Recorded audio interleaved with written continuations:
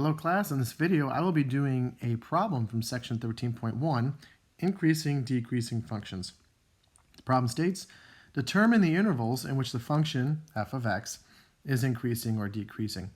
And before we start a problem like this, we have to answer the question, what is the domain of f of x? Because that's going to be important when we find the critical numbers later. And looking at this function, f of x is a polynomial, so the domain is all real numbers.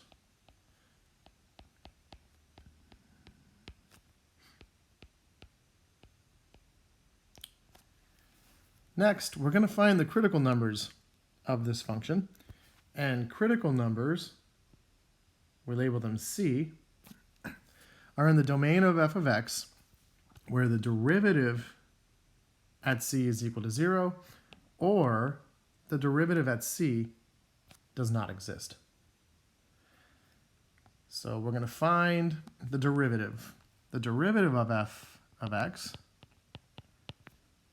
is x squared plus x minus 12. So we want to find those values of C where the derivative is equal to 0.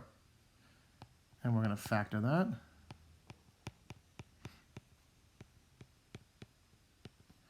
So it looks like C is equal to negative 4, and then C is equal to 3.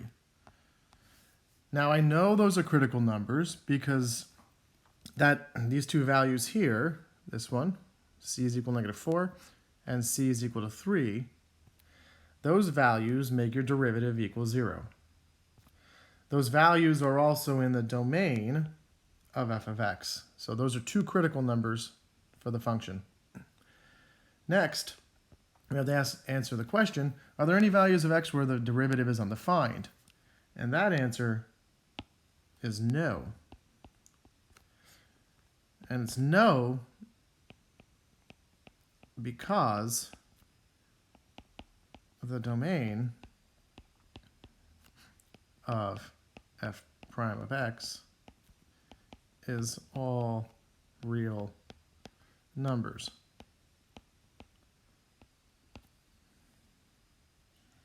Okay, so now we have to create some intervals. And what I have over here is a number line that I'm going to use to create the intervals. So the smallest critical number is negative 4. So I'm going to start with negative 4, and then the next critical number is 3.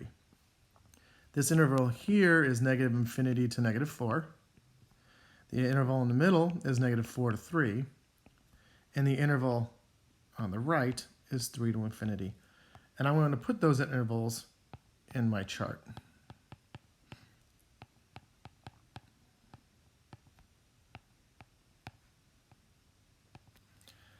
And what we're going to do with this chart is we're going to test whether the derivative is positive in those intervals or negative in those intervals.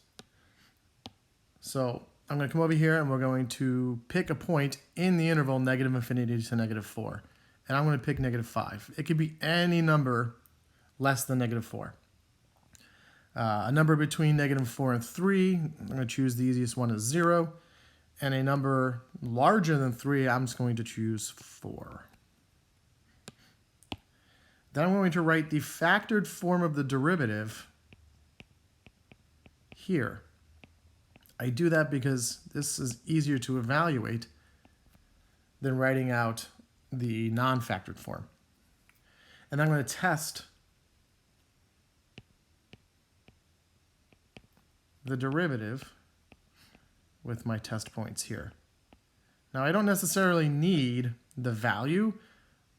I just want to know what the signs are. And in this case, that's a negative times a negative, which will give you positive.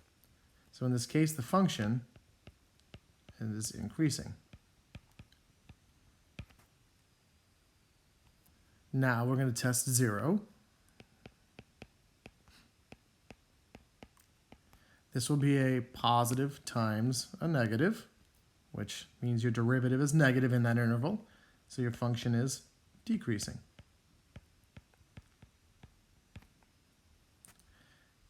Testing 4, that is going to equal a positive times a positive. So the derivative in that interval is positive. So the function is increasing. So f of x is increasing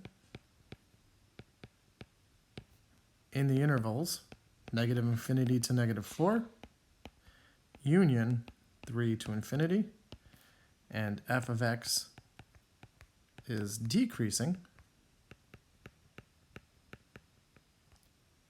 in the interval negative 4 to 3.